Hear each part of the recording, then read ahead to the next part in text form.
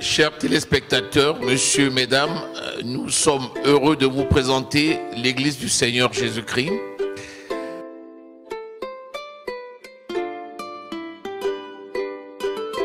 Pour amener l'Évangile jusqu'aux extrémités de la terre, mais aussi amener les hommes et les femmes à marcher dans leur héritage en Jésus-Christ.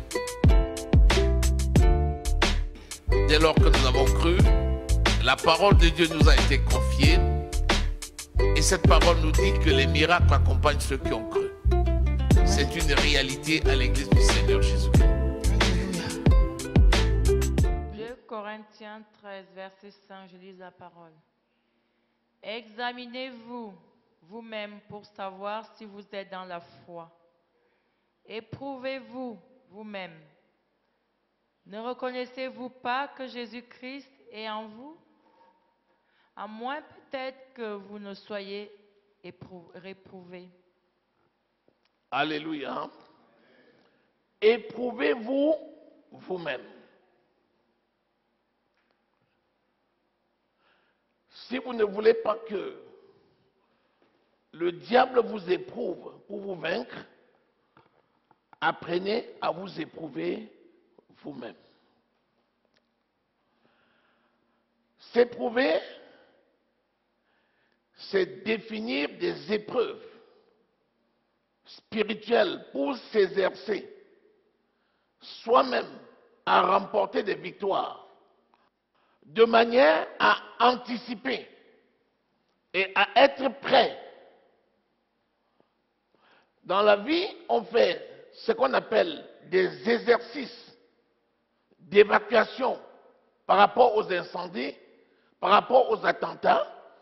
On simule des cas pour préparer la population à une bonne réaction au cas où on était dans la réalité. La parole de Dieu dit, si nous nous examinons nous-mêmes, nous pourrons savoir si nous sommes dans la foi. Si nous nous éprouvons nous-mêmes, nous aurons la capacité à vaincre les épreuves du diable. La question c'est, quel est le standard que tu vas définir pour ton exercice et pour tes épreuves? Le standard, c'est Christ. C'est la parole de Dieu qui est la vérité. Luc 8, 11 te dit que la parole de Dieu, c'est une sémence. Jean 17, 17 te dit, la parole de Dieu est une vérité, est la vérité. Donc, tu dois prendre la parole de Dieu pour une vérité absolue. Et chaque vérité absolue, c'est pour toi l'outil que tu vas utiliser pour t'exercer et pour t'éprouver, pour savoir où tu te trouves, de manière à ne pas attendre que les pièges du diable soient tendus pour voir ta capacité à résister. Est-ce que quelqu'un est là? Je vais prendre dans la Bible un verset qui me dit des choses que le Seigneur déteste. Et l'opposé, c'est ce que le Seigneur aime. Proverbe au chapitre 6. Lisons le verset 16. Si Dieu hait des choses, et vous savez combien Dieu est amour, ça veut dire qu'il nous invite à haïr les mêmes choses qu'il hait. Et si nous haïssons ces choses, ça veut dire que nous devons aimer, comme Dieu aime, l'opposé de ces choses. Alléluia. Lis.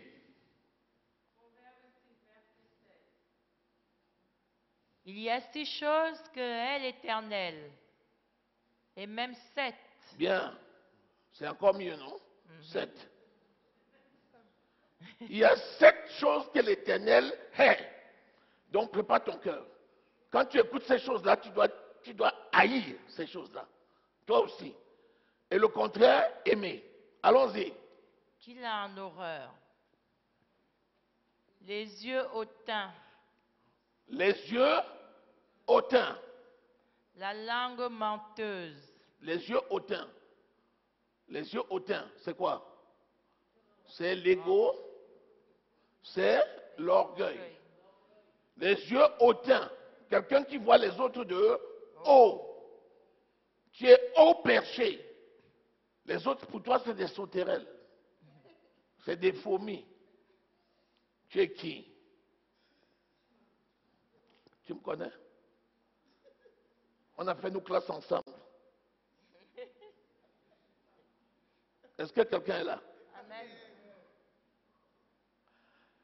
L'humilité de Christ.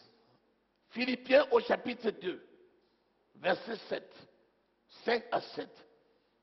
Ayez en vous les sentiments qui étaient en Jésus-Christ, lequel, existant sous forme de Dieu, n'a pas regardé comme une proie à arracher d'être égal à Dieu, son Père, mais il s'est humilié lui-même jusqu'à la mort, et même jusqu'à la mort de la croix.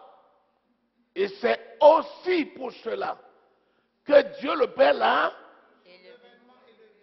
souverainement élevé et lui a donné le nom qui est au-dessus de tout nom, afin qu'au nom de Jésus, tous genoux fléchissent dans le ciel, sur la terre, sous la terre, et que toute langue confesse que Jésus-Christ est Seigneur, à la gloire de Dieu le Père. S'il hait l'orgueil, il aime l'humilité. Donc, ce que tu dois avoir, premier élément pour t'éprouver, c'est l'humilité. Exerce-toi à l'humilité. Au quotidien, tu as 1000 occasions de t'exercer à l'humilité. Fixe-toi comme objectif. Aujourd'hui, je vais saisir toutes les occasions pour démontrer que je suis humble. Il a existé sous forme de Dieu, mais il n'a pas regardé qu'il était Dieu. Dans le psaume 82, il dit, vous êtes des dieux. Il dit, petits enfants, 1 Jean 4,4, vous êtes de Dieu. Donc, tu as la nature divine et tu es plus fort que la mort. J'ai dit que la mort. Mais ce n'est pour autant pas une raison suffisante pour t'enorgueillir. Même si tu marches sur le poison, même si tu marches sur les serpents, les scorpions, sous toute la puissance de l'ennemi, et rien ne peut te nuire. Luc 10, 19, ça ne t'autorise pas à être orgueilleux. Pourquoi? Vanité des vanités, tout est vanité. Donc, tu dois être humble. Un humble serviteur qui sert son maître. Si je vis, ce n'est plus moi qui vis, c'est Christ qui vit en moi. Il n'y a rien qui puisse me permettre de me mettre devant. Christ est devant, je suis effacé. Qu'il croisse et que je diminue. Quand tu pries pour quelqu'un, la personne est guérie. Oh, merci parce que tu... C'est Jésus, c'est Jésus. C'est Jésus qui t'a guéri. C'est Jésus qui t'a délivré. C'est Jésus qui t'a élevé. C'est Jésus qui t'a protégé. L'honneur et la gloire appartiennent à Jésus. Ne me crée pas les problèmes. J'appartiens à mon maître. Alléluia. Continue ta lecture. La langue menteuse. Les mains qui répandent le sang innocent. La langue menteuse. Le mensonge.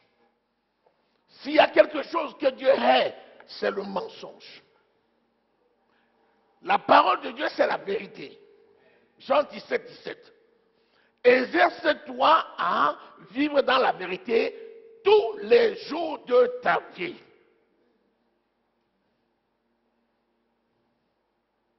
La Bible nous dit quoi? Jean 8, 43. Que le diable est menteur et il est le père. Le père du mensonge. On n'a pas dit qu'il est le père du menteur. Il est le père du mensonge. Ça veut dire que si tu ne hais pas le mensonge, tu as adopté le diable. Et comme tu veux t'exercer tu fixes un standard pour vaincre les épreuves, tu dois t'exercer à la vérité chaque instant de ta vie. Ne va pas aux toilettes et puis après tu dis non. On dit tu étais où? Tu dis oh, j'étais dans la cour alors que tu étais aux toilettes. Même ce genre de mensonge-là, exerce-toi à ne pas le faire. Exerce-toi.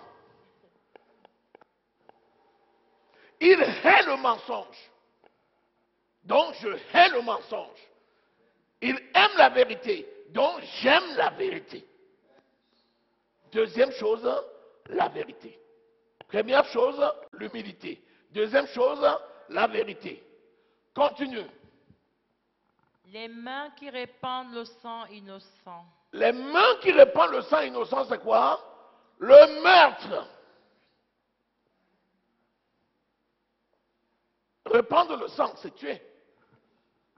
Jésus dit, il vous a été dit, œil pour œil, dent pour dent. Moi, je vous dis, le sermon sur la montagne, si quelqu'un regarde son frère pour le détester dans son cœur, il est déjà un meurtrier.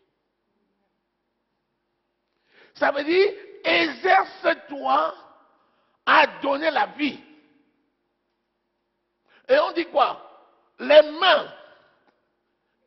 Donc, tu dois t'exercer à élever les mains pures, qui est l'adoration et le sacrifice du soir. Donc, est-ce que quand tu élèves tes mains vers le Seigneur, est-ce que ces mains sont pures ou bien ce sont les mains du sang?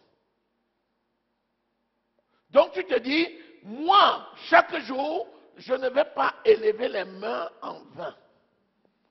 Comme ma vie, c'est une vie d'adoration, je vais tout faire pour qu'à chaque instant, les mains que je lève vers le Seigneur soient des mains pures.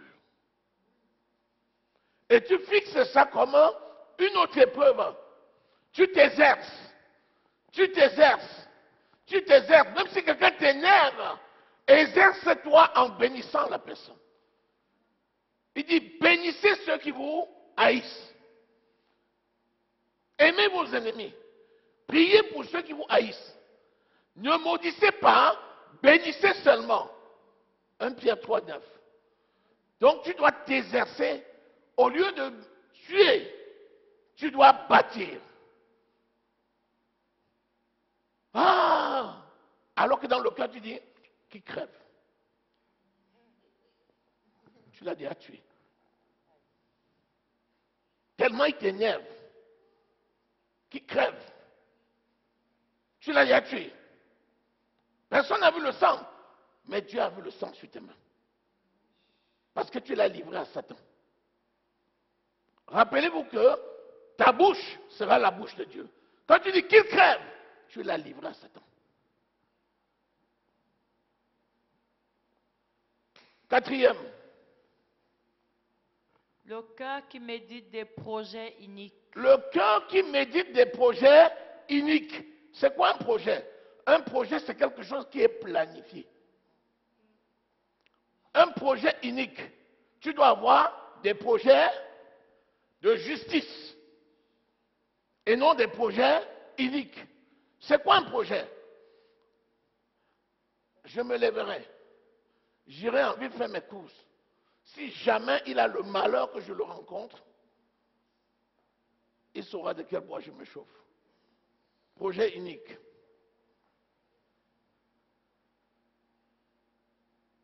Toute chose que tu planifies,